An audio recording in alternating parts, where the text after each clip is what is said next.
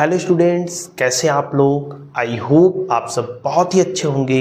मैं हूं वैभव दुबे और यह है आपका प्यारा सा चैनल एमपी सेंटर।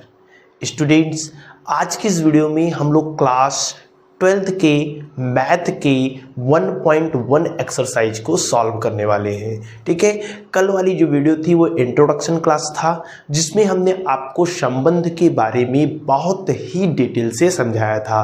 हमने आपको बताया था स्वतुल्य संबंध क्या होते हैं, सममित संबंध क्या होते हैं, संक्रामक संबंध क्या होते हैं। ठीक है, अब इन संबंधों पर हमें सवाल करने हैं। सबसे इम्पॉर्टेंट बात इस चैप्टर की यह है कि इस चैप्टर से बोर्ड एग्जाम में प्रश्न पूछे जाते हैं। ठीक है, ये जो चैप्टर है 1.1 और जो नेक्स्ट चैप्टर है 1.2, इन दोनों चैप्टर में से 100% आपको एक या दो क्वेश्चन आपके बोर्ड एग्जाम में देखने को मिलेगा। तो यार एकदम मेहनत से, एकदम ईमानदारी से आज क्लास में लग जाइए और अपना 4 नंबर एकदम फिक्स करके जाइए। ठीक है ना, बहुत ही आसान एकदम सरल लैंग्वेज में आपको समझाऊंगा। आप सारे क्वेश्चन यूं ही अपने आप मन बैठे, ठीक है, घर बैठे कर सकते हैं। चलिए वीडियो को स्टार्ट करते हैं। वीडियो स्टार्ट करने से पहले एक छोटी सी रिक्वेस्ट, चैनल को अगर अभी तक आपने सब्सक्राइब नहीं किया है तो प्लीज़ यार चैनल को सब्सक्राइब कर लीजिए। वीडियो को लाइक और शेयर नहीं किया है तो लाइक और शेयर भी कर दीजिए। अगर आपका कोई भी डाउट है, कोई भी सुझाव है या कोई भी सवाल है जो आप हमें भेजना चाहते हैं तो ये है हमारा इंस्टाग्राम आईडी। ठीक है, आप हमें यहाँ पे फॉलो कर सकते हैं @MP सेंटर, और अपने सुझाव, अपने डाउट हमें भेज सकते हैं, जिस पर मैं वीडियो बना करके संडे को डाल दूंगा। चलिए ठीक है, आज की इस क्लास को स्टार्ट करते हैं और एक्सरसाइज 1.1 के सवालों को सॉल्व करते हैं। ठीक है, देखिए प्रश्न नंबर 1 जो है आपका 1.1 एक्सरसाइज का, इसमें आपका पहले का जो पहला सवाल है, पहले का पहला सवाल वो कह रहा है कि निर्धारित कीजिए कि क्या निम्नलिखित संबंधों में प्रत्येक स्वतुल्य, सममित तथा संक्रामक है। मतलब पहले में ढेर सारे सवाल दिए हैं, सब मिलाकर लगभग 8 सवाल है पहले वाले में। ठीक है, सब में आपको चेक करना है कि जो संबंध है क्या वह स्वतुल्य है, क्या वह सममित है, क्या वह संक्रामक है, ये आपको चेक करना है। ठीक है, जो पहला सवाल दिया हुआ है, पहला सवाल दिया हुआ है वह दिया हुआ है समुच्चय ए बराबर क्या दिया हुआ है, 1, 2, 3 से लेकर के 14 तक इस प्रकार परिभाषित है कि R बराबर ordered pair of XY such that 3x - y is equal to 0। चलिए देखते हैं क्या ये संबंध R स्वतुल्य, सममित और संक्रामक है। ठीक है, सबसे पहले हमें सेट के बारे में दिया है। सेट कितना दिया है, 1, 2, 3, 4 और इसी प्रकार से हमें दिया है 14 तक। ठीक है, जो रिलेशन दिया है, रिलेशन वो दिया है ordered pair of XY such that 3x - y is equal to 0। ध्यान से आप समझिएगा, हमें स्वतुल्य, सममित और संक्रामक चेक करना है। सबसे पहले ये आपको दिया है समुच्चय निर्माण विधि में। कल हमने बताया था संबंध को लिखने की 2 विधियां हैं, एक समुच्चय निर्माण विधि है, एक रोस्टर विधि है। तो जो भी संबंध दिया है, इस संबंध को हमें रोस्टर विधि में लिखना है। रोस्टर विधि क्या होता है, चलिए समझते हैं। देखिए हमें रिलेशन यहां दिया है, x और y में क्या रिलेशन है, x और y में रिलेशन है कि 3x - y is equal to 0। ठीक है, चूंकि 3x - y is equal to 0 सही है, यानी y बराबर यहां से निकालेंगे तो y बराबर है 3x, और x और y के मान आपको कहां से लेनी है, इसमें से लेनी है। अर्थात यदि हम आपसे कहें x बराबर 1 है, x बराबर 1 है, तब y बराबर कितना मिलेगा, तो आप कहेंगे y बराबर 3 मिलेगा, 3 × 1 = 3। x बराबर 2 है, तब y बराबर कितना मिलेगा, तब y बराबर आपको मिलेगा 3 × 2 = 6। x बराबर अगर 3 है तब y बराबर कितना मिलेगा, तब y बराबर आपको मिलेगा 9।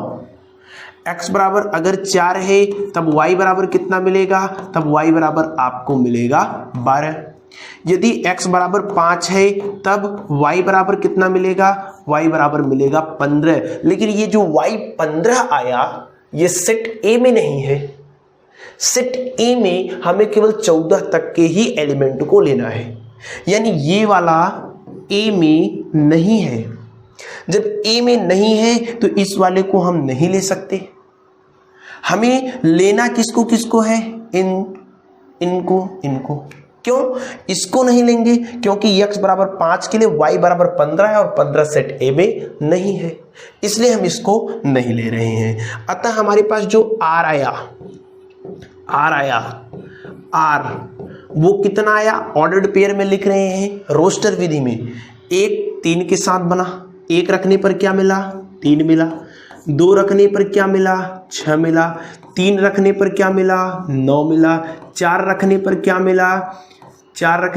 मिला? 12 मिला। क्या इसके अलावा और भी कुछ ले सकते हैं? नहीं ले सकते।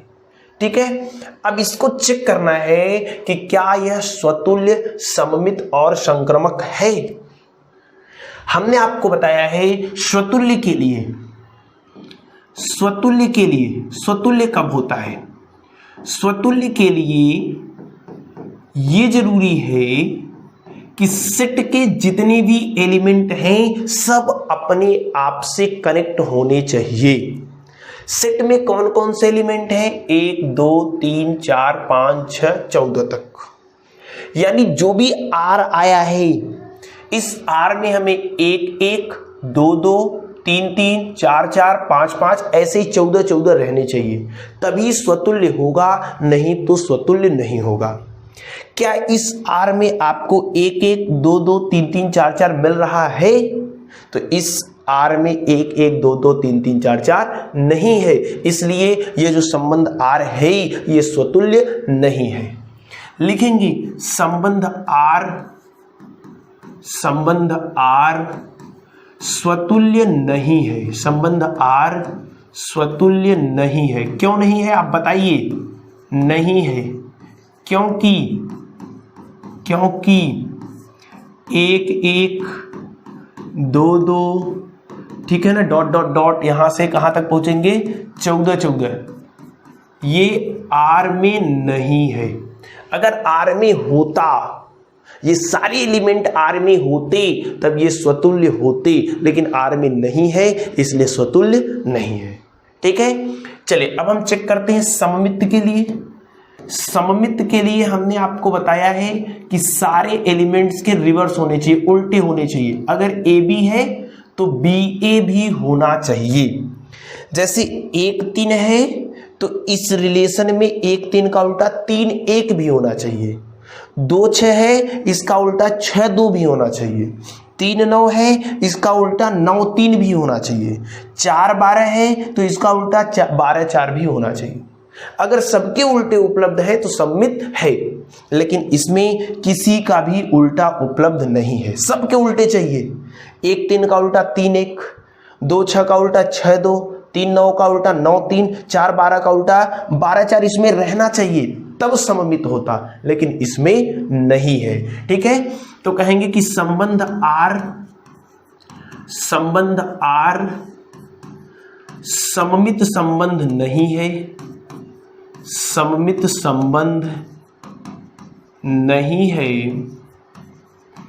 क्योंकि केवल एक रीजन आप बता दीजिए, बस सभी रीजन नहीं लिखना है। क्योंकि 1 3 बिलोंग्स टू R, लेकिन 1 3 का उल्टा 3 1 does not belongs to R, इसलिए जो संबंध है ये सममित नहीं है। अब आगे चेक करते हैं संक्रामक के लिए। ठीक है ना, संक्रामक के लिए चाहिए संक्रामक कहिए चाहे संक्रामक कहिए, कुछ किताबों में संक्रामक मिलता है, कुछ किताबों में संक्रामक मिलता है।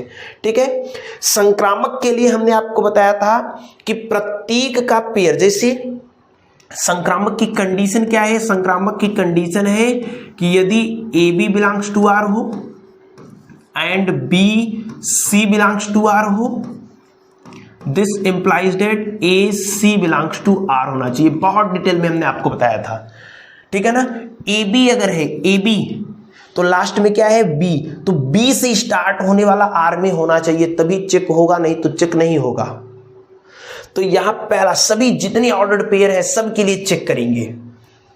तो यहां पे पहला हमारे पास क्या है 1 3, तो 1 3 मतलब 3 से स्टार्ट होने वाला चाहिए हमें, तो 3 से स्टार्ट होने वाला यहां है।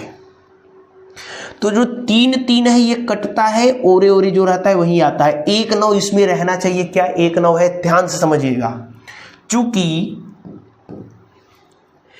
1 3 बिलोंग्स टू आर एंड अब 3 से स्टार्ट होने वाला खोजेंगे, इसका लास्ट क्या है 3, तो 3 से स्टार्ट होने वाला यहां मिला हमें 3 9 बिलोंग्स टू आर।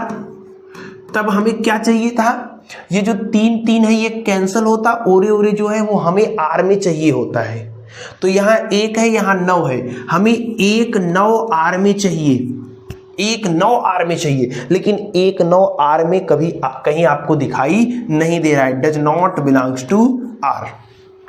अतः संक्रामक संबंध भी नहीं है, अतः संक्रामक संबंध भी नहीं है, ठीक है ना, संक्रामक संबंध भी नहीं है। तो संक्रामक क्यों नहीं है, जान पाए कि नहीं जान पाए, आसान है, एकदम आसान, ठीक है ना। स्वतुल्य के लिए सेट के सभी एलिमेंट अपने आप से कनेक्ट होने चाहिए, सममित के लिए हर का उल्टा होना चाहिए, और संक्रामक के लिए ये कंडीशन सेटिस्फाइड होनी चाहिए। तो ये जो संबंध आर था पहले का पहला सवाल, ये न तो आपका स्वतुल्य है, न तो सममित है, और न ही संक्रामक है, ठीक है। नोट कर लीजिए, आप लोग वीडियो को पॉज करके नोट कर लीजिए। चलिए नेक्स्ट सवाल हम देखते हैं। पहले का जो दूसरा सवाल है, पहले का दूसरा सवाल कह रहा है कि प्राकृतिक संख्याओं के समुच्चय n में, प्राकृतिक संख्याओं के समुच्चय n में, अच्छा n में क्या होता है आप जानते हैं, प्राकृतिक संख्या क्या होती है, प्राकृतिक संख्या कह रहा है कि n इज इक्वल टू होता है प्राकृतिक संख्या 1 2 3 4 5 ऐसे ही डॉट डॉट डॉट प्राकृतिक संख्याओं का समुच्चय है। जो r है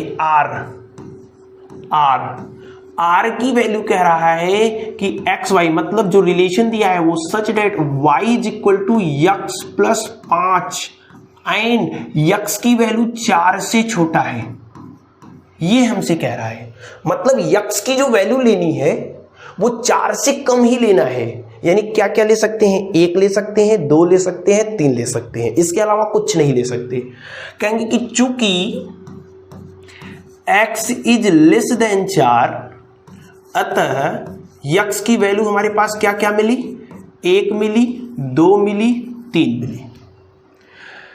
तब y बराबर हमें क्या मिलेगा, y बराबर चूंकि है क्या x प्लस 5 है, अतः y की जो वैल्यू हमें मिलेगी, y की वैल्यू क्या मिलेगी, y की वैल्यू हमें मिलेगी, यदि x बराबर 1 रखेंगे तो y बराबर 6 मिलेगा।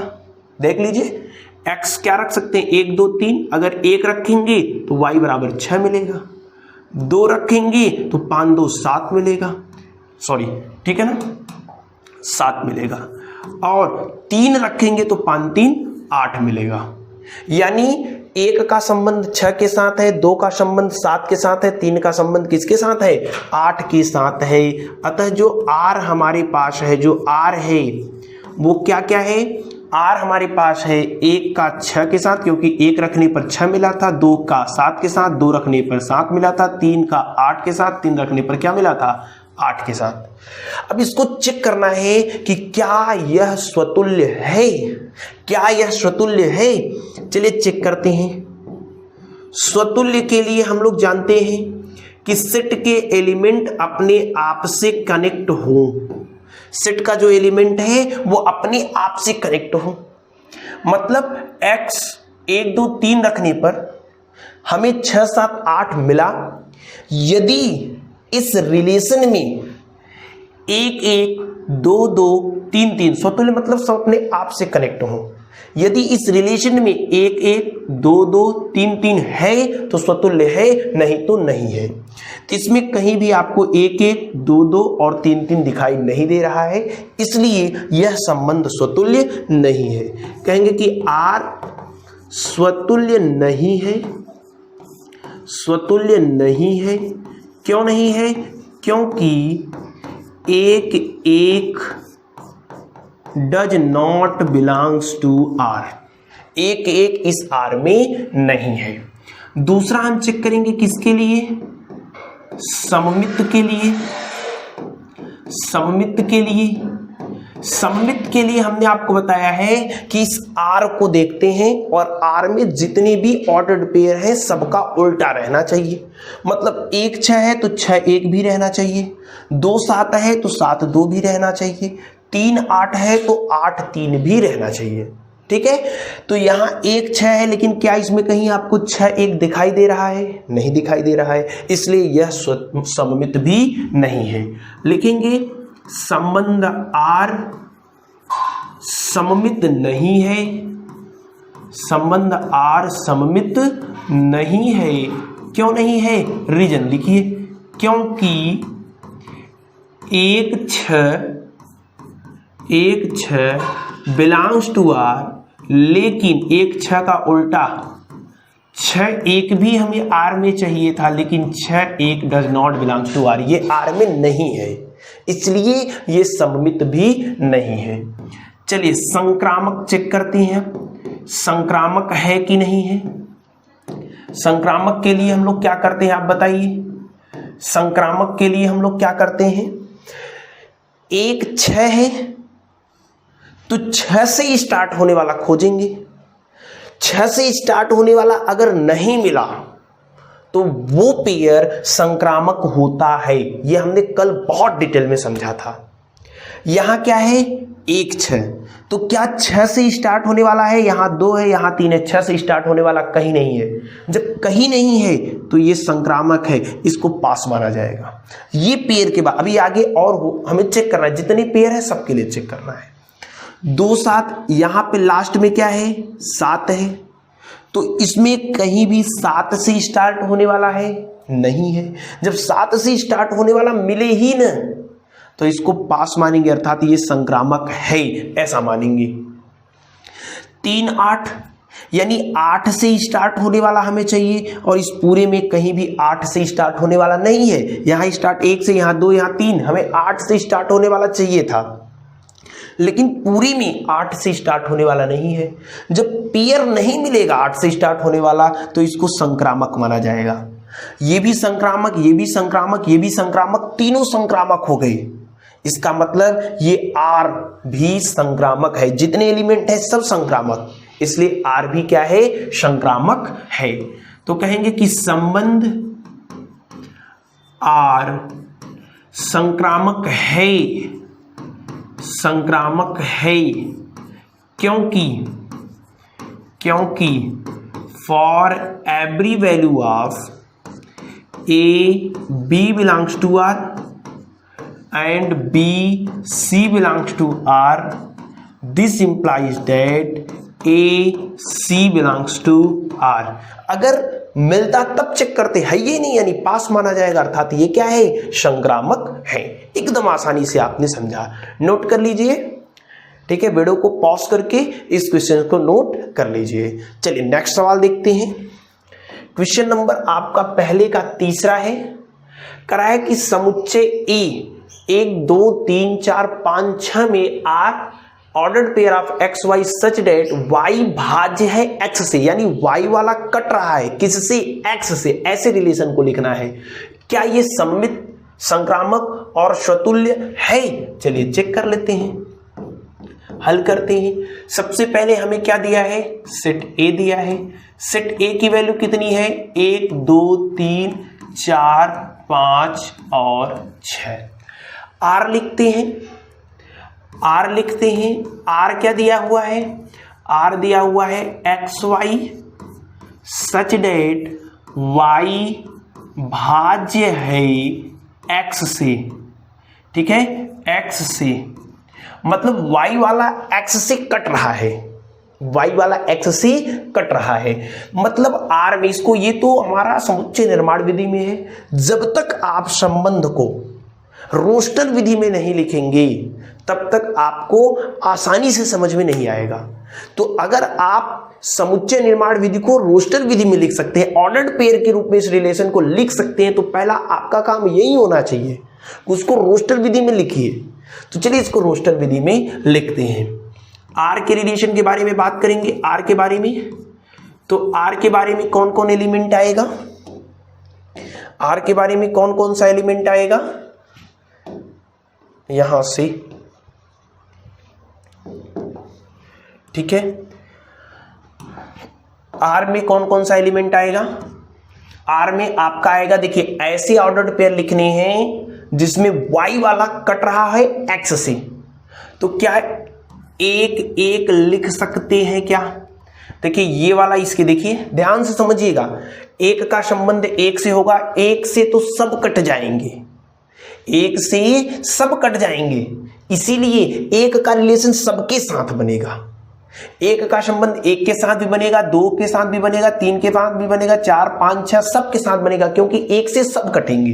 तो एक एक बना, एक दो बना, एक तीन बना, एक चार बना, एक पांच बना, एक छह बना, छह के ऊपर नहीं जाएंगे क्योंकि एलिमेंट केवल छह तक ही है, ठीक है ना। अब देखिए इसमें हमें क्या था, y वाला अर्थात दूसरा वाला पहले वाले से कट रहा है, तो दूसरा वाला पहले वाले से कट रहा है। अब दो का संबंध किससे, क्या दो का एक के साथ बन सकता है, नहीं, क्योंकि दो का एक के साथ नहीं बनेगा, क्योंकि दो एक को नहीं काट सकता, लेकिन दो का दो के साथ बनेगा, दो दो को क्या करेगा, काट देगा। दो का तीन के साथ नहीं बनेगा, क्योंकि तीन को नहीं काट पाएगा दो। दो का चार के साथ बनेगा, पांच के साथ भी नहीं बनेगा, क्योंकि पांच को नहीं काट पाएगा दो। दो का किसके साथ बनेगा, छह के साथ बनेगा। चलिए तीन का एक के साथ बन सकता है क्या, नहीं। तीन का दो के साथ बन सकता है, नहीं। तीन का तीन के साथ बनेगा, क्योंकि तीन तीन को क्या करेगा, काट देगा। तीन का चार के साथ बनेगा, नहीं। तीन का पांच के साथ बनेगा, नहीं। तीन का छह के साथ बनेगा, क्योंकि तीन छह को क्या करेगा, काट देगा। फिर चार का एक के साथ नहीं बन सकता, दो के साथ भी नहीं बन सकता, तीन के साथ भी नहीं बन सकता। चार का चार के साथ बनेगा, क्योंकि चार चार को काट सकता है, ठीक है। क्या चार का पांच के साथ बनेगा, नहीं, चार पांच से नहीं कटेगा, ठीक है ना। चार का छह के साथ भी नहीं बनेगा, ठीक है ना। पांच का किसके किसके साथ बनेगा, पांच का केवल पांच के साथ बनेगा, क्योंकि पांच एक से भी नहीं कटेगा, एक से, ठीक है। पांच का केवल पांच के साथ कटेगा, बनेगा। छह का किसके साथ बनेगा, छह का केवल छह के साथ बनेगा, क्योंकि छह छह को काट देगा, ठीक है ना। छह का एक के साथ नहीं बनेगा, क्योंकि छह एक को नहीं काट पाएगा। छह का दो के साथ नहीं बनेगा, छह दो को नहीं काट पाएगा। तो जो कटेगा केवल उसी बनेगा। इसमें हमने जितने भी पेयर्स लिखे हैं, ठीक है ना, वे सभी पेयर, ध्यान से समझिएगा, वे सभी पेयर में जो दूसरा वाला है वो पहले वाले से कट रहा है। अब इसको चेक करना है कि क्या यह स्वतुल्य है, तो हम चेक करते हैं स्वतुल्य के लिए। अब तो आप बड़ी आसानी से चेक कर लेंगे स्वतुल्य के लिए। स्वतुल्य के लिए हमने आपको बताया था कि सेट में जितने एलिमेंट है सब अपने आप से कनेक्ट होने चाहिए, अर्थात इस आर में होने चाहिए। अर्थात इस आर में हमें एक एक चाहिए, दो दो चाहिए, तीन तीन चाहिए, चार चार चाहिए, पांच पांच चाहिए, छह छह चाहिए। तो एक एक यहां है, दो दो यहां है, तीन तीन यहां है, चार चार यहां है, पांच पांच यहां है, छह छह यहां है। अर्थात जितने भी एलिमेंट हैं वो सभी अपने आप से कनेक्ट हैं, इसलिए स्वतुल्य है। कहेंगे कि संबंध आर स्वतुल्य है, संबंध आर स्वतुल्य है। क्यों है, क्योंकि ए बिलोंग्स टू आर, मतलब जितने भी एलिमेंट है सब आर में है। For every value of A belongs to किसमें, कैपिटल ए में। तो संबंध स्वतुल्य है, हाँ है। क्यों, क्योंकि सब अपने आप से इस रिलेशन में करेक्ट है, जितने भी एलिमेंट हैं। चलिए दूसरा देखते हैं सममित के लिए। सममित के लिए सममित है कि नहीं है। सममित के लिए हमने आपको बताया था कल कि सममित आप जब भी चेक करें, ठीक है ना, तो स्वतुल्य वाले को नहीं चेक करना है। अब स्वतुल्य वाले को चेक आप कर चुके हैं, इनको कभी मत चेक करिए, न सममित में न तो संक्रामक में। स्वतुल्य में हमने क्या कहा है, सबका उल्टा होना चाहिए। एक दो 1 2 का उल्टा 2 1, क्या इसमें कहीं दिख रहा है आपको? 2 1 कहीं दिख रहा है? नहीं दिख रहा है। तो 1 2 का उल्टा 2 1 इस आर में नहीं है, आर में नहीं है, इसलिए ये सममित नहीं है। कहेंगे कि संबंध आर सममित नहीं है, सममित नहीं है क्यों नहीं है? क्योंकि 1 2 बिलोंग्स टू आर, लेकिन 1 2 का उल्टा 2 1 does not belongs to R. ठीक है, इसलिए ये सममित नहीं है। चलिए बात करते हैं संक्रामक है कि नहीं है। संक्रामक के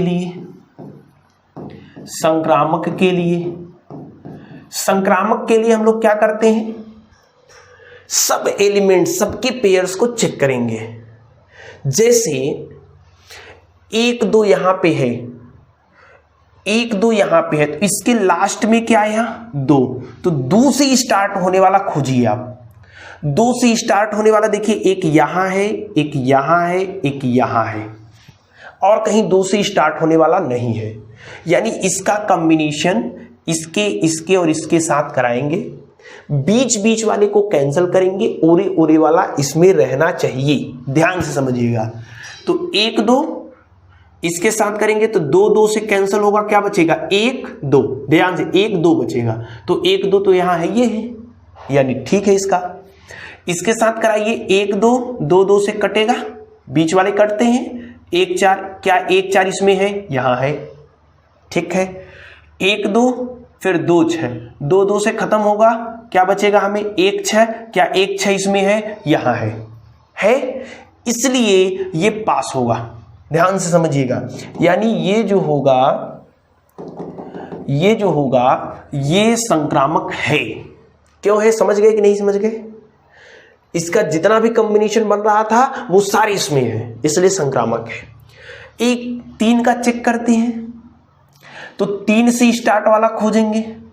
3 से स्टार्ट होने वाला देखिए, एक यहां है, एक यहां है, सही है। अब ध्यान से आप समझिएगा, 3 3 से कैंसिल होगा, 3 3 से कैंसिल होगा, क्या बचेगा? 1 3 यहां है। ऐसा नहीं इसी को चेक कर रहे हैं तो इसको छोड़ देंगे, इसमें है ना, बस काम चलेगा। 1 3 यहां देखिए, 3 3 से कैंसिल होगा, 1 6 इसमें है, यहां है, ठीक है। यानी ये भी क्या है? हमारा पास है। ध्यान से आप समझते रहिए। अब 1 4 को चेक करेंगे। ऐसे जितने पेयर है सबको चेक करना पड़ेगा, तभी आप कहेंगे। 4 से स्टार्ट होने वाला खोजेंगे, यहां 4 है, 4 से स्टार्ट होने वाला कहां है? 4 से स्टार्ट होने वाला यहां है, तो ये 4 4 कैंसिल होगा, क्या बचेगा? 1 4 यहां है, इसलिए ये संक्रामक है। 1 5 5 से स्टार्ट होने वाला खोजेंगे, 5 से स्टार्ट होने वाला देखिए यहां है और कहीं नहीं है, इसलिए 1 5 5 से कैंसिल होगा, क्या बचेगा? 1 5 संक्रामक है। 1 6 से स्टार्ट होने वाला यहां है, 6 से कैंसिल होगा, 1 6 संक्रामक है। 1 6 तो यही है ना, संक्रामक है। चलिए अब इसको चेक करते हैं। अच्छा, ये स्वतुल्य है, स्वतुल्य वालों को चेक नहीं करना है। 2 4, हमें 4 से स्टार्ट होने वाला चाहिए, तो 4 से स्टार्ट होने वाला देखिए ध्यान से, शुरू से चेक करेंगे। 4 से स्टार्ट होने वाला यहां है, तो 4 4 से कैंसिल होगा, क्या बचेगा? 2 4 यहां है, ठीक है ना। 4 से स्टार्ट होने वाला और कहीं नहीं है। 2 6 हम 6 से स्टार्ट वाला करेंगे, 6 से स्टार्ट होने वाला यहां है, तो 6 से कैंसिल होगा, 2 6 मिलेगा, 2 6 यहां है, इसलिए ये संक्रामक है। 3 3 स्वतुल्य है, चेक नहीं करना है। 3 6 हमें 6 से स्टार्ट होने वाला चाहिए, 6 से स्टार्ट होने वाला यहां है, 6 से कैंसिल होगा, क्या बचेगा? 3 6 है, 3 6 तो यही है।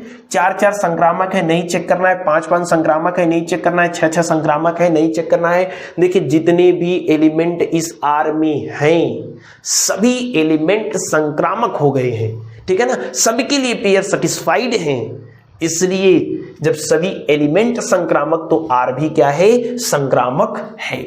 समझ पाए कि नहीं? हम कहेंगे कि संबंध आर संक्रामक है, संबंध आर संक्रामक है।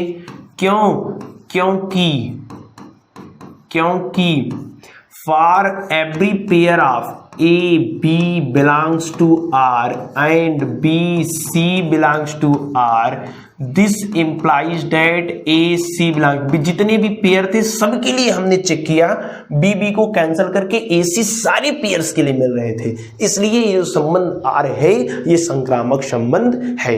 नोट कर लीजिए, ठीक है ना, नोट कर लीजिए। अब आगे हम देखते हैं, आपका है नेक्स्ट क्वेश्चन, क्वेश्चन नंबर 4, पहले का चौथा कराए कि समस्त पूर्णांकों के समुच्चय z में r बराबर x Y such date x minus Y एक पूर्णांक द्वारा परिभाषित संबंध r क्या स्वतुल्य, सममित और संक्रामक है, ये चेक करिए। चलिए चेक करते हैं। अब ध्यान से समझिएगा, इस क्वेश्चन को अच्छे से आप समझेंगे। जैसे यहां z दिया है, z मतलब पूर्णांक, और पूर्णांक में बहुत सारे एलिमेंट आते हैं, जैसे -3, -2, -1, 0, 1, 2, 3। अब इसमें लिमिटेड नहीं है, जो सेट दिया है इसके पहले जितने सवाल थे सब में सेट में लिमिट एलिमेंट थे, किसी में 2-3 एलिमेंट थे, किसी में 5-6 एलिमेंट थे, किसी में 4-5 एलिमेंट थे। तो जब लिमिट में एलिमेंट थे तो उनको हम रोस्टर विधि में लिख लेते थे, लेकिन यहां पूर्णांक है, पूर्णांक में बहुत सारे एलिमेंट है, बहुत सारे एलिमेंट है, तो बहुत सारे एलिमेंट है तो उनको रोस्टर विधि में लिखना संभव नहीं है। जब बहुत सारे एलिमेंट हो तो रोस्टर विधि में लिखना संभव नहीं होता है, तो उनको हम लोग डायरेक्ट कहेंगे। ध्यान से समझिएगा कैसे। आर की वैल्यू क्या दिया है, आर की वैल्यू हमें दिया हुआ है x ordered pair of x y, और ordered pair of x y की वैल्यू क्या है, x माइनस वाई एक पूर्णांक है। ध्यान से समझिएगा, हमें क्या चेक करना है, हमें क्या चेक करना है, हमें चेक करना है कि क्या यह संबंध स्वतुल्य है, सममित है और संक्रामक है। तो पहले हम चेक करते हैं स्वतुल्य के लिए, स्वतुल्य चेक करते हैं। स्वतुल्य की कंडीशन क्या है, स्वतुल्य की कंडीशन ये है कि जितने भी एलिमेंट सेट में हैं वे सभी अपने आप से कनेक्ट हों, ठीक है, जितने भी एलिमेंट हैं। यानी स्वतुल्य की कंडीशन ये है कि फॉर एवरी, या फिर ऐसे कहिए, a belongs to R for every value of A belongs to, किसमें, सेट में, यहां सेट क्या दिया हुआ है, z। ये स्वतुल्य की कंडीशन है। अगर हम कहें, ध्यान से समझिएगा, यदि ए बिलोंग्स टू आर हो, ए बिलोंग्स टू क्या हो, आर हो, ए बिलोंग्स टू आर हो, यदि ए बिलोंग्स टू आर हो, तो ए बिलोंग्स टू आर है, इसका मतलब क्या है, एक्स वाई अगर आर में है तो इसका मतलब है एक्स माइनस वाई एक पूर्णांक है। ध्यान से समझिएगा, अब ऐसे ही क्वेश्चन आएंगे। एक्स वाई अगर आर में है तो ऑर्डर्ड पेयर एक्स वाई का मतलब क्या है, एक्स माइनस वाई एक पूर्णांक है। यहां ए आर में है यानी ए माइनस ए एक पूर्णांक है। अगर हम कह दें ए तो ए माइनस ए एक पूर्णांक है। तो ए अगर आर में है, ए अगर आर में है तो ए का मतलब क्या होगा, ए माइनस ए एक पूर्णांक है, ठीक है ना। तो this implies that a minus a एक पूर्णांक है और ए में से एक जाएगा, ए में से ए गया तो क्या बचा, जीरो एक पूर्णांक है। तो क्या ये बात सत्य है कि नहीं है, जीरो पूर्णांक है कि नहीं है, हाँ है। तो कहेंगे जो सत्य है, जो क्या है, सत्य है, और सत्य है मतलब आर जो है आपका वो स्वतुल्य है। आर क्या है, स्वतुल्य है, आर क्या है, स्वतुल्य है। यहां रोस्टर विधि नहीं थी, चेक एलिमेंट को नहीं कर सकते, इसलिए ये तरीका हमने हटा। स्वतुल्य की कंडीशन क्या है, ए आर में होना चाहिए। हमने माना कि ए आर में है, तो ए अगर आर में है तो इसका मतलब क्या होगा, ए माइनस ए एक पूर्णांक है यहां से, और a माइनस a मतलब जीरो, जीरो एक पूर्णांक है, जीरो सत्य बात है, सत्य है इसलिए स्वतुल्य है, अगर असत्य बातें आती तो स्वतुल्य नहीं है। ध्यान से समझिएगा। नेक्स्ट है दूसरा क्या है, सममित के लिए। सममित के लिए यहां रोस्टर विधि में नहीं है, चेक नहीं कर सकते कि सबका उल्टा हमें चाहिए। सममित के लिए कहेंगे कि यदि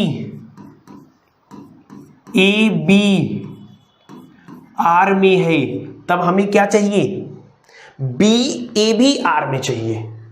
यदि ए बी आर में है तो इसका मतलब क्या हुआ, इसका मतलब हुआ कि ए माइनस बी, ए माइनस बी एक पूर्णांक है। बात समझिएगा, अगर ए बी आर में है तो इसका मतलब क्या है, ए माइनस बी एक पूर्णांक है। जैसे एक्स वाई आर में था तो इसका मतलब क्या है, एक्स माइनस वाई एक पूर्णांक है। तो ए बी अगर आर में है तो इसका मतलब क्या हुआ, ए माइनस बी एक पूर्णांक है। तो ए माइनस बी अगर एक पूर्णांक है तो क्या बी माइनस ए भी पूर्णांक होगा। अब आप ये कॉमन सेंस लगाइए, क्या b माइनस एक भी पूर्णांक होगा कि नहीं होगा। इसे एक एग्जाम्पल से हम समझते हैं ध्यान से। जैसे हमने कह दिया a माइनस बी यानी 2 माइनस 3 कितना आया, माइनस एक, पूर्णांक है कि नहीं है, है। अब उल्टा कर दीजिए, 3 में से 2 घटाइए, 3 माइनस 2 1, क्या एक पूर्णांक है कि नहीं है, हाँ है। तो अगर a माइनस बी पूर्णांक है तो b माइनस ए भी पूर्णांक होगा, ये बात समझिए, ठीक है ना। अगर a माइनस बी पूर्णांक है तो b माइनस ए भी पूर्णांक होगा। अब ध्यान से समझिए, b माइनस ए एक पूर्णांक है, इसका मतलब यहां लिखा जाएगा b ordered pair of b a का मतलब क्या होगा, b माइनस ए एक पूर्णांक है। तो b माइनस ए एक पूर्णांक है, इसका मतलब क्या हुआ, ordered pair of b a, ordered pair of b a. बताइए, और ये किस में है, आर में है, तभी तो होगा। अरे अगर ए बी आर में है तो ए बी आर में है, इसका मतलब क्या हुआ, ए माइनस बी एक पूर्णांक है। अब हम कह रहे हैं बी ए आर में है, बी ए आर है मतलब बी माइनस ए एक पूर्णांक है, तो बी माइनस ए एक पूर्णांक है, इसकी जगह हमने क्या लिखा, B A belongs to R. कितना सिंपल है, ठीक है ना। चलिए अब देखिए, ए बी आर में है तो बी ए भी आर में आ गया। यदि ए बी आर में है तो बी ए भी आर में आ गया। अतः जो हमारा क्या है, आर है, आर वो सममित है। आर कैसा संबंध है, सममित संबंध है। आर कैसा संबंध है, सममित संबंध है। चलिए अब चेक करते हैं संक्रामक के लिए। संक्रामक के लिए, संक्रामक के लिए, संक्रामक के लिए क्या कंडीशन है आप जानते हैं।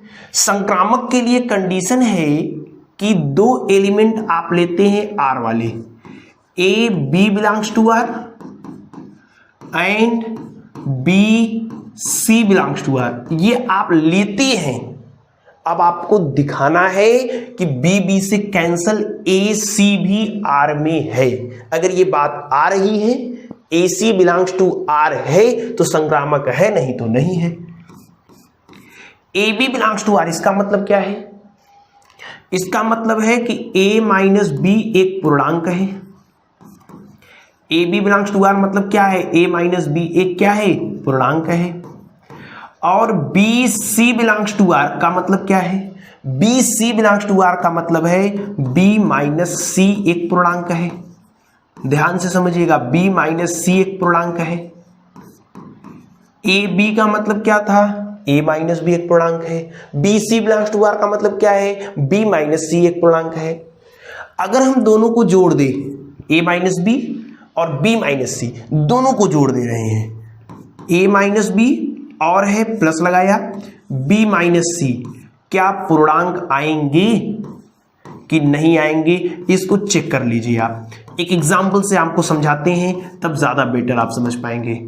जैसे हमसे कहा था a माइनस बी एक पूर्णांक है, तो हमने ले लिया 2 माइनस 3, 2 में से 3 घटाएंगे माइनस 1 आएगा, माइनस 1 तो पूर्णांक है, फिर हमें क्या चाहिए था, b माइनस सी, मतलब b वाला, यानी यहां से जो है, यानी -3 के बाद अपना मन से कोई पूर्णांक ले लीजिए। हम ले लेते हैं 4। ध्यान से, 2 - 3 पूर्णांक है, हाँ है। क्या आया, -1। -3 + 4 पूर्णांक है, हाँ है, क्योंकि इसको सॉल्व करने पर +1 आएगा। अब हम कह रहे हैं कि दोनों को जोड़ दीजिए। जोड़ने पर क्या पूर्णांक आएगा, तो जोड़ेंगे तो ये -3, ध्यान से समझिएगा, ये 2 है, ये -3 है, प्लस का गुणा माइनस में करेंगे, -3 + 4, ठीक है। 4 2 6 -6, 6 6 से कैंसिल, 0। क्या 0 पूर्णांक है कि नहीं है, 0 पूर्णांक है। इसलिए हमने लिखा है कि जोड़ने पर जो आएगा वो क्या आएगा, पूर्णांक आएगा। इसीलिए हमने लिखा है कि जोड़ने पर जो आएगा वो क्या आएगा, पूर्णांक आएगा, ठीक है ना। यहां b से क्या बना, कैंसिल। तो हमारे पास क्या मिला, a - c एक पूर्णांक है, a - c एक पूर्णांक है, और a - c एक पूर्णांक है, इसका मतलब क्या है, a - c एक पूर्णांक है, इसका मतलब है कि a c belongs to r, क्योंकि a c r में है तभी तो कहेंगे a - c एक पूर्णांक है। यहां हमारे पास क्या आया, a - c एक पूर्णांक है, मतलब a c बिलोंग्स टू क्या है, r है। हम लेकर क्या चले थे, a b belongs to r और b c belongs to r। हमें मिला क्या, AC बिलोंग्स टू R, और AC अगर R में है मतलब जो R है वो क्या है, संक्रामक है। अतः जो R है, R वो संक्रामक है, अतः R क्या है, संक्रामक है, ठीक है। तो ये जो संबंध दिया था ये स्वतुल्य भी है, सममित भी है, संक्रामक भी है, ठीक है, नोट कर लीजिए। अच्छा सवाल है, इजी है, बहुत ही आसानी से आप चीजों को क्लियर कर सकते हैं, कोई भी दिक्कत नहीं होगा, ठीक है ना। बड़ी आराम से आप क्वेश्चंस को सॉल्व कर पाएंगे, ठीक है। चलिए नेक्स्ट देखते हैं। नेक्स्ट सवाल नंबर 5वें में ढेर सारे सवाल दिए हुए हैं, तो पहले के 5वें का ए वाला है, कह रहा है कि किसी विशेष समय पर किसी नगर के निवासियों के समुच्चय में निम्नलिखित संबंध आर हैं, ठीक है ना। आपको चेक करना है कि क्या आर स्वतुल्य, सममित और संक्रामक हैं, क्या आर स्वतुल्य, सममित और संक्रामक हैं। यहां पर आपको कोई सेट नहीं दिया है, कहा है कि किसी विशेष समय पर किसी नगर के निवासियों का समुच्चय दिया है और एक रिलेशन आर दिया है, उसी को चेक करना है कि क्या स्वतुल्य, सममित और संक्रामक हैं। चलिए चेक करते हैं। सबसे पहले आर हमें क्या दिया है, आर हमें दिया है ordered pair of x Y. कहीं भी अगर एक्स वाई आर में मिला, ऑर्डर्ड पेयर ए बी या एक्स वाई आर में मिला, तो इसका मतलब क्या है, इसका मतलब है एक्स एंड वाई एक ही स्थान पर कार्य करते हैं। इसका मतलब क्या है, एक ही स्थान पर कार्य करती हैं, कार्य करती हैं। Ordered pair of x Y का मतलब क्या है कि एक्स और वाई एक ही स्थान पर कार्य करते हैं। ध्यान से समझिएगा, इसको थोड़ा सा हम लोग छोटा कर लेते हैं ताकि पूरा एक ही लाइन में आ जाए, और आई होप आपको दिखाई दे रहा होगा, ठीक है।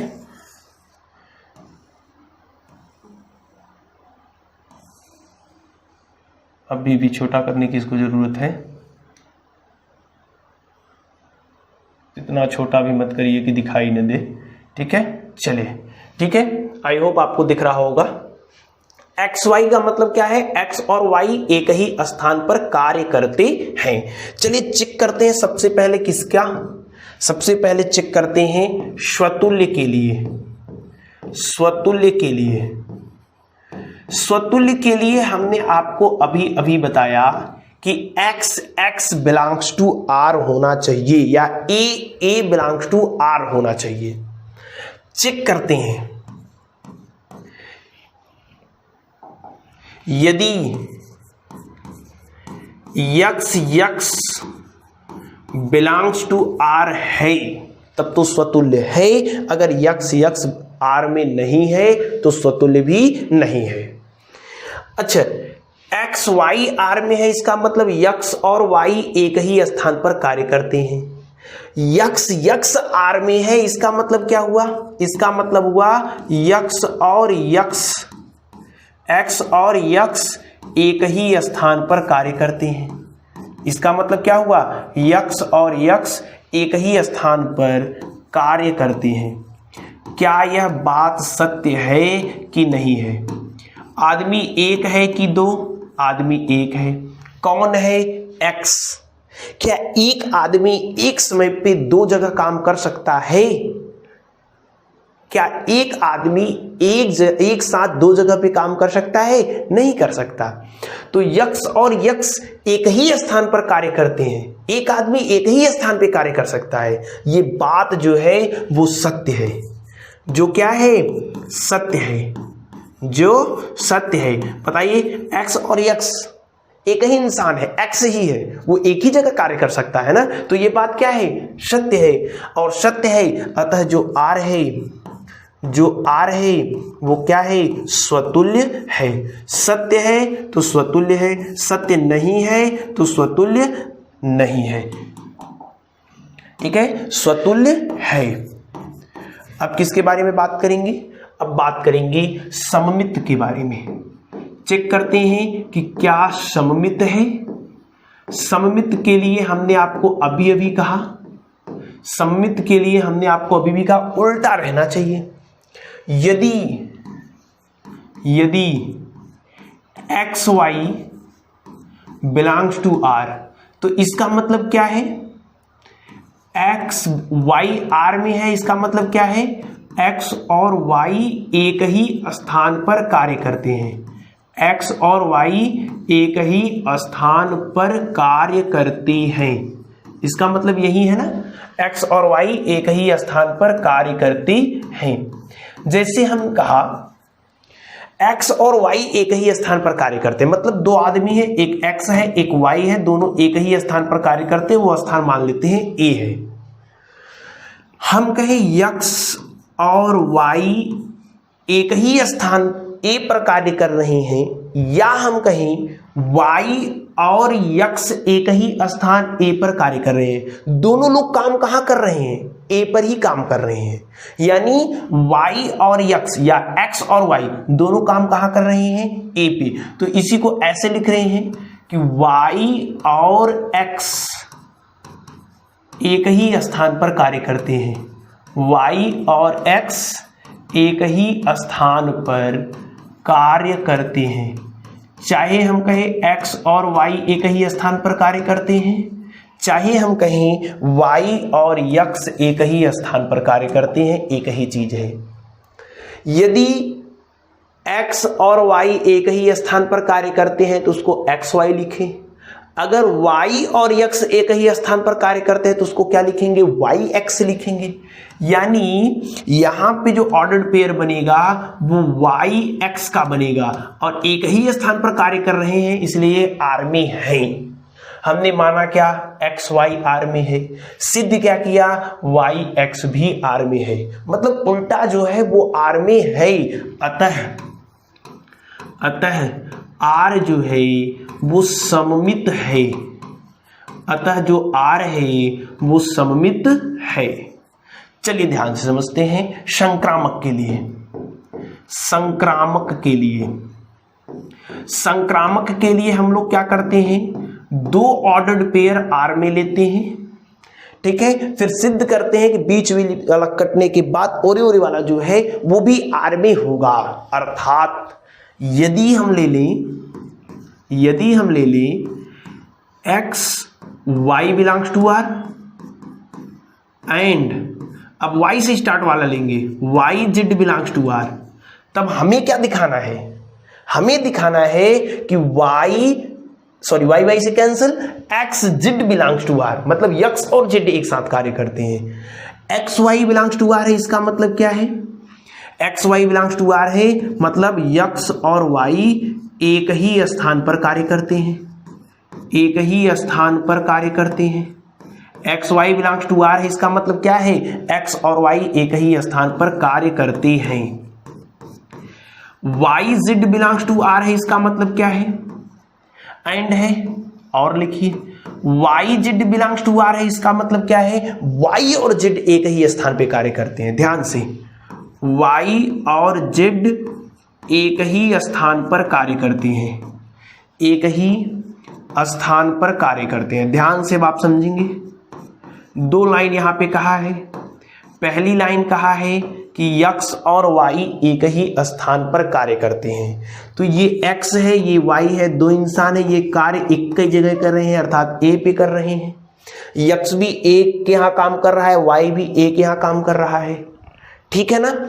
अब दूसरा कह रहा है कि y और z भी एक ही स्थान पर कार्य करते हैं, यानी y कहां काम कर रहा है, A के यहां, तो जेड भी कहां काम कर रहा होगा, एक यहां, क्योंकि वाई और जेड भी तो ए के वाई जहां काम कर रहा है वहां जेड ही काम कर रहा है। तो वाई काम कहां कर रहा है, एक यहां, तो जेड भी काम कहां करेगा, एक यहां। पहला लाइन क्या कहा, यक्स और वाई एक स्थान पे काम करते हैं, तो यक्स और वाई काम कहां कर रहे थे, ए पे। फिर कहा y और z भी एक ही स्थान पर कार्य करते हैं, तो y जहां काम करेगा वहीं z भी करेगा, तो y काम कहां किया, a के पास, तो z भी कहां काम करेगा, a के पास। यानी x y z तीनों एक ही स्थान पर कार्य कर रहे हैं। यानी इसको हम ऐसे भी लिख सकते हैं कि x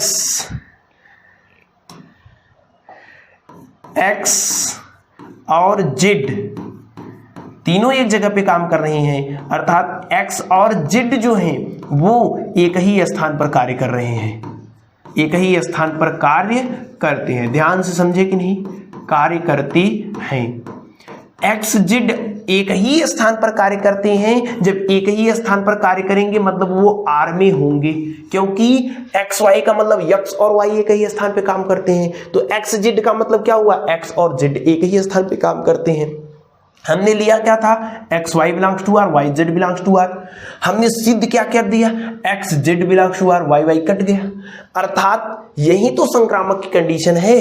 अतः जो संबंध आर है, अतः संबंध आर संक्रामक संबंध है, संक्रामक संबंध है। ध्यान से समझ रहे हैं कि नहीं, कितना आसान है, संक्रामक संबंध है, ठीक है। तो ये जो आपका दिया था पांचवा का पहला, ये स्वतुल्य भी है, सममित भी है, संक्रामक भी है, ठीक है। वीडियो को पॉज करिए और वीडियो को पॉज करके नोट कर लीजिए। एकदम आसान तरीके से मैं आपको बता रहा हूं, मैथ एकदम इजी लगना चाहिए आपको। चलिए नेक्स्ट क्वेश्चन, एक्स तथा y एक ही मोहल्ले में काम करते हैं। ये तो एकदम सेम कंडीशन, सेम सवाल है, इसको बताने की जरूरत नहीं है। बताइए, इसको हम छोड़ देते हैं आपके लिए, सेम सवाल है। क्या करेंगे, स्वतुल्य है कि नहीं है, हाँ है। क्यों है, क्योंकि यक्स और यक्स में चाहिए, तो यक्स और यक्स एक ही इंसान एक ही मोहल्ले में काम करेगा ना। एक इंसान एक साथ दो मोहल्ले में काम कर सकता है, नहीं कर सकता, इसलिए ये स्वतुल्य है, ठीक है। डायरेक्ट हम लिख रहे हैं संबंध आर, यहां जो संबंध आर है, संबंध आर है वो स्वतुल्य है, ठीक है, क्योंकि एक इंसान एक साथ एक ही मोहल्ले में काम कर सकता है।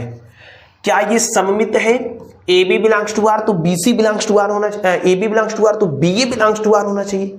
यदि ए और बी एक ही मोहल्ले में काम करते हैं तो बी और ए भी एक ही मोहल्ले में, इंसान तो एक ही है, हमने अभी आपको समझाया, एक ही स्थान की जगह केवल एक ही मोहल्ला है, अर्थात ये जो संबंध है, ये जो संबंध है ये सममित भी है।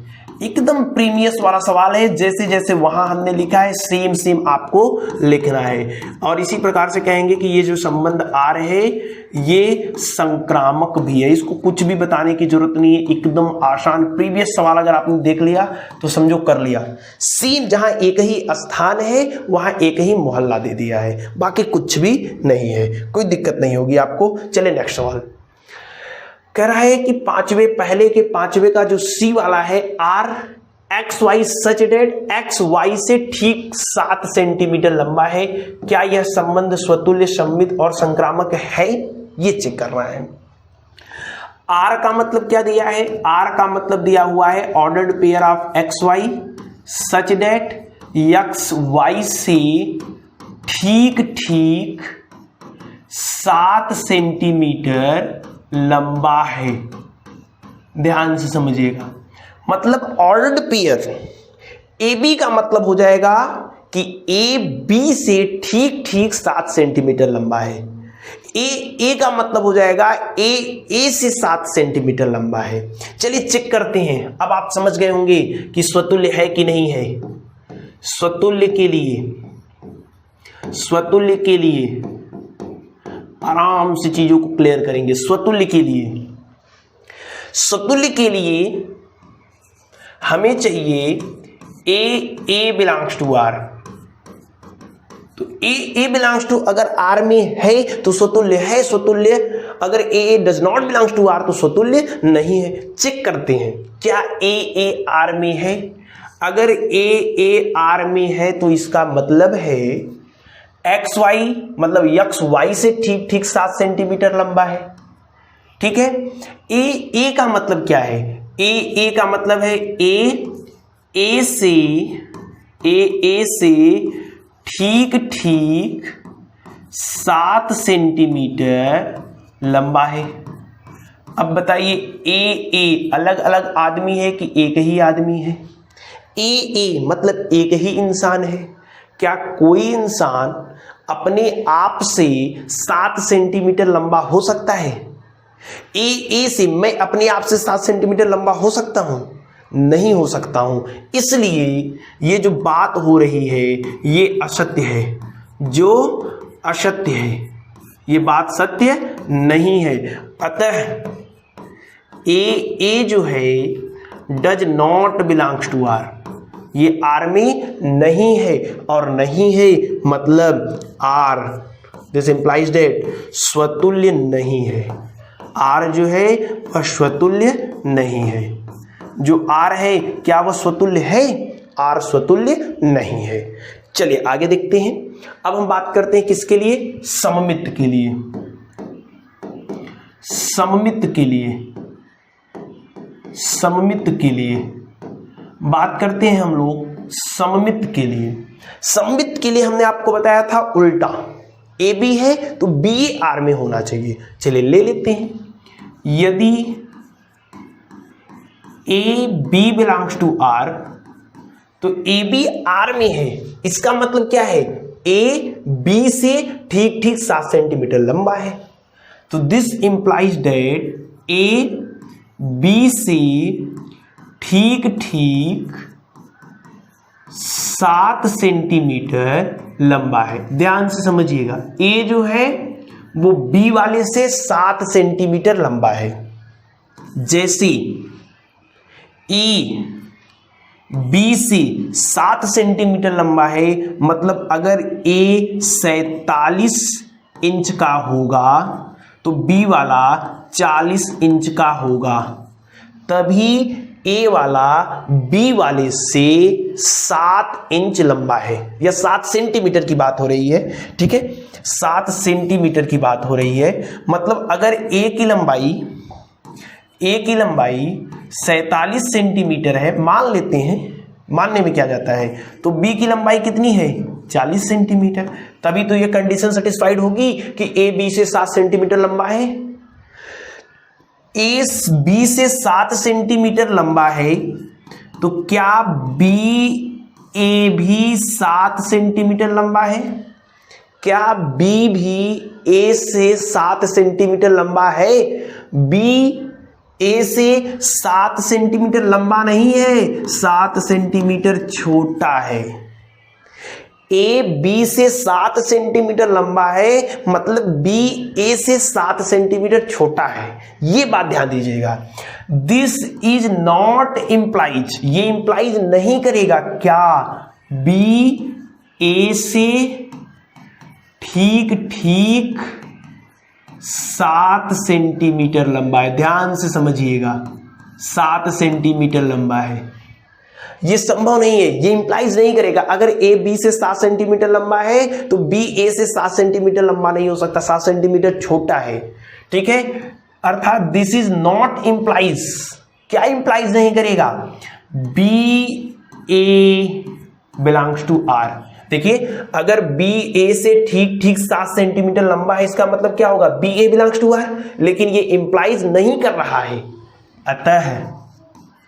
अतः b A does not belongs to R, और b A does not belongs to R इसका मतलब क्या है? इसका मतलब है कि आर सममित नहीं है। हमें सममित रहता तो बी ए, ये does not belongs to R है, ठीक है, तो बी ए भी आर में होता। ए भी आर में है तो बी ए भी आर में होना चाहिए। चलिए चेक करते हैं संक्रमक के लिए, क्या यह संबंध संक्रमक है? संक्रमक के लिए तो संक्रमक की क्या कंडीशन है? संक्रमक की कंडीशन है A B belongs to R, B C belongs to R, तो ए सी भी आर में होना चाहिए। चलिए मान लेते हैं यदि A B belongs to R है और B C belongs to R है, B C belongs to R है, तो हमें क्या सिद्ध करना है? ए सी belongs to R. A B belongs to R का मतलब क्या है? A B belongs to R का मतलब है ए बी से ठीक ठीक 7 सेंटीमीटर लंबा है, ठीक ठीक 7 सेंटीमीटर लंबा है, यही तो मतलब है। B C belongs to R का क्या मतलब है? B C belongs to R का मतलब है कि बी सी से ठीक ठीक 7 सेंटीमीटर लंबा है। आई होप आपको दिख रहा होगा, ठीक है। अब ध्यान से समझिएगा एग्जाम्पल से, ए बी से 7 सेंटीमीटर लंबा है, यानी ए की अगर लंबाई 47 सेंटीमीटर है, ए की अगर लंबाई 47 सेंटीमीटर है तो बी की लंबाई 40 सेंटीमीटर होगी। क्यों? क्योंकि ए लंबा है किससे? बी से कितना? 7 सेंटीमीटर। तो आप देख रहे हैं ए 47 बी 40। नेक्स्ट लाइन कह रहा है कि बी सी से 7 सेंटीमीटर लंबा है, यानी जो सी की लंबाई होगी वो 33 सेंटीमीटर होगी। इसके अनुसार ए 47 सेंटीमीटर तो बी वाला जो है ए वाले से 7 सेंटीमीटर छोटा है, 40 सेंटीमीटर। बी 40 है तो सी वाला जो है वो 7 सेंटीमीटर छोटा है, यानी 33 सेंटीमीटर होगी। हमें बी को गायब करना है, ठीक है ना। बी को हमें क्या करना है? गायब करना है, गायब कर दिया। ए और सी के बारे में बात करना है। क्या ए सी से 7 सेंटीमीटर लंबा है? ए सी से ठीक ठीक 7 सेंटीमीटर लंबा है, ए सी से ठीक ठीक 14 सेंटीमीटर लंबा है। हमें चाहिए कितना? 7 सेंटीमीटर लंबा, तब तो वो होता संक्रमक। यानी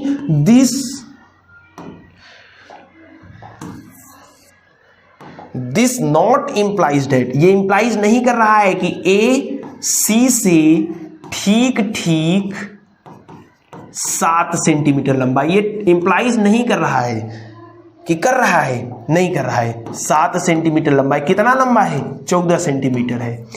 अगर ये इंप्लाइज नहीं कर रहा है, अर्थात इंप्लाइज नहीं कर रहा है, इसका मतलब क्या हुआ? ए सी से ठीक ठीक 7 सेंटीमीटर लंबा है, इसका मतलब क्या होता है? ए सी बिलोंग्स टू आर। लेकिन ये इंप्लाइज नहीं कर रहा है, अतः क्या हो जाएगा? अतः हो जाएगा a c does not belongs to R. ये इंप्लाइज नहीं कर रहा है, मतलब ये हो जाएगा। अतः जो आर है वो संक्रामक नहीं है। आर जो है वो संक्रामक नहीं है। कितना आसान क्वेश्चन है, ठीक है। नोट कर लीजिए, वीडियो को पॉज करके नोट कर लीजिए। एकदम आसानी से हमने आपको चीजों को क्लियर कराया है, ठीक है। चलिए नेक्स्ट क्वेश्चन देखते हैं। नेक्स्ट क्वेश्चन आपका है 5वें का डी और 5वें का ई। एक ही लाइन में हम प्रयास करेंगे कि हो जाए, ठीक है ना। छोटे छोटे क्वेश्चन हैं, हल करते हैं। सबसे पहले हमें क्या दिया है? सबसे पहले हमें दिया है कि जो आर की वैल्यू है, अर्थात जो रिलेशन है वो x y ordered pair of x y, ordered pair of x Y का मतलब है कि एक्स वाई की पत्नी है। ध्यान से समझिएगा, एक्स वाई की क्या है? पत्नी है। चलिए चेक करते हैं किसके लिए? स्वतुल्य के लिए। किसके लिए चेक करते हैं? स्वतुल्य के लिए। हमने आपको बताया है स्वतुल्य के लिए, स्वतुल्य मतलब अपने आप से कनेक्ट हो, अपने आप से कनेक्ट हो। इसका मतलब क्या है? इसका मतलब है कि A बिलोंग्स टू R होना चाहिए, A बिलोंग्स टू R होना चाहिए। यदि A R में है तो इसका मतलब क्या है? XY R में है, इसका मतलब XY की पत्नी है। A बिलोंग्स टू R है, इसका मतलब A की पत्नी है। बताइए, A की पत्नी है। क्या यह संभव है? कोई इंसान अपने आप की पत्नी कैसे हो सकता है? यह संभव है? यह संभव नहीं है। लिखेंगे जो संभव नहीं है, संभव नहीं है। अतः जो आपका R है वो स्वतुल्य नहीं है, वो स्वतुल्य नहीं है। सही है, स्वतुल्य नहीं है। चलिए चेक करते हैं किसके लिए? अब सममित के लिए। किसके लिए? सममित के लिए। ठीक है ना, सममित के लिए। सममित के लिए हम क्या करते हैं? यदि A B belongs to R है तो हमें सिद्ध करना है B E belongs to R। A B belongs to R, इसका मतलब क्या है? इसका मतलब है A B की पत्नी है। बताइए, XY बिलोंग्स टू R मतलब XY की पत्नी है, AB बिलोंग्स टू R मतलब A B की पत्नी है। तो क्या B A की भी पत्नी हो सकती है? आप बताइए, अगर A B की पत्नी है तो क्या B A की पत्नी हो सकती है? नहीं, क्योंकि B पुरुष है और यहां पे B A का पति है, न कि पत्नी है। अर्थात ये इंप्लाइज नहीं करेगा, इंप्लाइज नहीं करेगा। B A belongs to R, ध्यान से समझिएगा। B A R में है मतलब B A की पत्नी है और ये इंप्लाइज नहीं कर रहा है। मतलब B A does not belongs to R। अतः क्या नहीं है? सममित नहीं है। अतः सममित नहीं है। अब आगे हम किसके लिए चेक करेंगे? आगे हम चेक करेंगे संक्रामक के लिए। संक्रामक के लिए, संक्रामक के लिए, संक्रामक के लिए दो एलिमेंट हम मानते हैं। पहला एलिमेंट मानते हैं यदि A B belongs to R, A B belongs to R, और क्या मानते हैं? B C belongs to R। ध्यान से समझिएगा, B C belongs to R। A B belongs to R का मतलब क्या है? A B belongs to R का मतलब क्या है? A B की पत्नी है, A B की पत्नी है। और B C belongs to R का मतलब क्या है? B C की पत्नी है। लेकिन ये संभव नहीं है, ध्यान से समझिएगा। A B की पत्नी है, A B की पत्नी है, यानी B क्या है? पुरुष है। A पत्नी है अर्थात A क्या है? महिला है। B क्या है? पुरुष है। A क्या है? महिला है। B क्या है? पुरुष है। फिर आगे क्या है? B C की पत्नी है। B C की पत्नी है मतलब B पत्नी है, लेकिन पुरुष पत्नी नहीं हो सकती। B कभी भी पत्नी नहीं हो सकती। तो B C does not belongs to R। ये हम आपको समझाना चाहते हैं। हम क्या लिख रहे हैं? ध्यान से आप समझिएगा। हम क्या कह रहे हैं? हम कह रहे हैं कि यदि A B belongs to R, तब B C does not belongs to R, क्योंकि B पुरुष है। B क्या है? पुरुष है और पुरुष पत्नी नहीं हो सकती। पुरुष पत्नी नहीं हो सकती। पुरुष क्या है? पति है, पत्नी नहीं हो सकती। अतः ये जो संबंध है ये संक्रामक भी नहीं है। अतः R संक्रामक नहीं है। ये जो संबंध हमें दिया है ये संक्रामक संबंध नहीं है। ठीक है, न तो स्वतुल्य है, न तो सम्मित है, न तो संक्रामक है। चलिए आगे देखते हैं पहले वाले का जो लास्ट क्वेश्चन है और आज की इस वीडियो का जो लास्ट क्वेश्चन है उसके बारे में हम बात करते हैं। ठीक है ना, क्या कह रहा है हमें, ई पांचवे का ई है, पहले के पांचवे का ई, आर रिलेशन दिया है x y, ordered pair of x Y का मतलब है एक्स वाई का पिता है। आसान है, जैसे ये था एकदम सेम कंडीशन यहां भी लगेगा आपका। ठीक है ना, x Y belongs to R. R का मतलब क्या है, आर का मतलब है x Y such that x Y का पिता है, एक्स वाई के का पिता है। ठीक है, का पिता है। चलिए देखते हैं, सबसे पहले किसको चेक करेंगे, स्वतुल्य के लिए चेक करते हैं कि क्या यह स्वतुल्य है कि नहीं है, स्वतुल्य है कि नहीं है। तो स्वतुल्य मतलब ए ई अपने आप से कनेक्ट होना चाहिए। ठीक है, तो लेते हैं यदि ए बिलोंग्स टू आर, तो ए बिलोंग्स टू आर इसका मतलब क्या है, x Y belongs to R मतलब एक्स वाई का पिता है।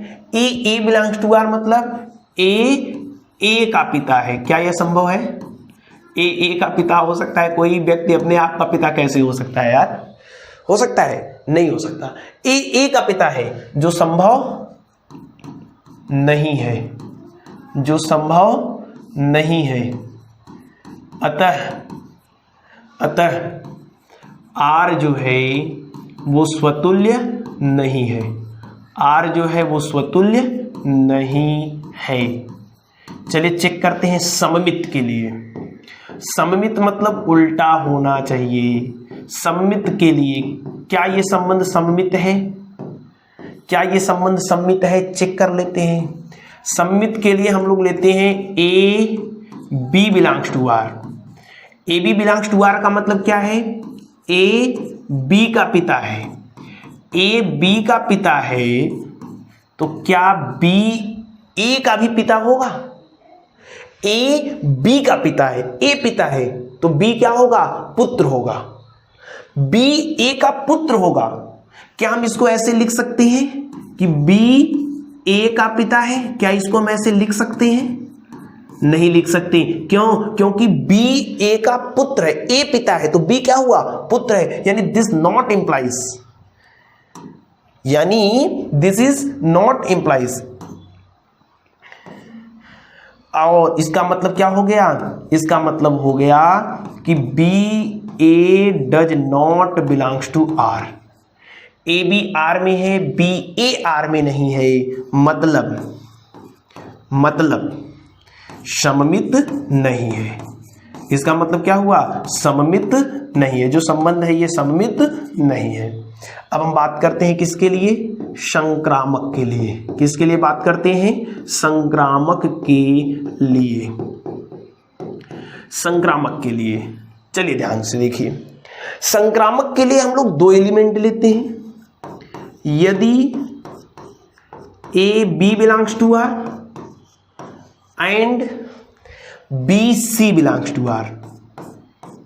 A B belongs to R का मतलब क्या है, ए बी का पिता है, ए बी का पिता है। B C belongs to R का मतलब क्या है, बी सी का पिता है। बताइए, रिलेशन देख के तो यही लिख सकते हैं ना, ए बी का पिता है। ध्यान से, ए बी का पिता है, पिता कौन, ए, यानी पुत्र कौन है, बी है। फिर आगे कौन कर रहा है, बी सी का पिता है, यानी जो सी है वहां पिता कौन है, बी है, यानी ये कौन है, पुत्र है। बी का सी कौन है, पुत्र है। तो क्या हम इसको ऐसे लिख सकते हैं, क्या ए सी का पिता है, ए सी का पिता है। ध्यान से देखिए, ए सी का, ए सी के बीच में रिलेशन कौन है, पुत्र का पुत्र। सी कौन है, ए के पुत्र का पुत्र है। अर्थात जो सी है वो ए का नाती है, यानी ए जो है वो सी का दादा है। देख लीजिए, ए का पुत्र कौन, बी, और बी का पुत्र कौन, सी, यानी ए और सी के बीच में रिलेशन कौन है, दादा और नाती का। तो ए सी का पिता नहीं है, ए सी का दादा है, अर्थात दिस इज नॉट इंप्लाइज, ये इंप्लाइज नहीं कर रहा है, ये इंप्लाइज नहीं कर रहा है। इसका मतलब a c does not belongs to R, a c does not belongs to R. इसका मतलब क्या है, इसका मतलब क्या है, इसका मतलब ये है कि जो आपका आर है वो संक्रामक नहीं है, वो संक्रामक नहीं है। ठीक है, नोट कर लीजिए। इसी के साथ पहले वाले क्वेश्चंस में आपके जितनी भी पार्ट हैं, ठीक है, वे सारी पार्ट आज हमने कंप्लीट करा दिए हैं। ठीक है, कोई भी क्वेश्चंस आई होप आपको दिक्कत नहीं करेगा। ये आपका क्वेश्चन नंबर सी था, बी था, ए था, पहले का चौथा था, पहले का तीसरा है, पहले का दूसरा है, पहले का पहला है। ठीक है, सारी चीज़ें आप अच्छे से नोट्स बना लीजिएगा। आई होप आज की जो वीडियो है आपको अच्छे से समझ में आई होंगी। जितने भी क्वेश्चंस आपको बताए गए होंगे वे सारे क्वेश्चंस आप अच्छे से समझ लिए होंगे। ठीक है, आपसे मिलेंगे कल वाले वीडियो में। काफ़ी इंपॉर्टेंट क्वेश्चंस हैं और सबसे इंपॉर्टेंट बात है, इस चैप्टर से प्रश्न एग्जाम में बनते हैं, तो क्यों नहीं इस चैप्टर को अच्छे से मन से पढ़ा जाए, सारे क्वेश्चंस को लगाया जाए। ठीक है, तो एकदम मन से फिर से कल आपसे 5 बजे मिलेंगे। इसके आगे के जो भी क्वेश्चंस हैं उन क्वेश्चंस को सॉल्व करेंगे, एकदम आसान तरीके से सॉल्व करेंगे। क्या दिक्कत है आप बताइए, ये सब चीजें आपको न समझ में आए तो आप बोलिए, कमेंट करिए। ठीक है, तो चलिए कल मिलेंगे 5 बजे। ठीक है, अगर आपने वीडियो को लाइक और शेयर नहीं किया है तो वीडियो को लाइक और शेयर कर दीजिएगा, चैनल को सब्सक्राइब कर लीजिएगा। कोई भी क्वेश्चंस है, कोई भी सुझाव है, कोई भी डाउट है, आप हमें इंस्टाग्राम पर भेज सकते हैं। ठीक है, चलिए मिलेंगे कल, तब तक बेस्ट ऑफ लक।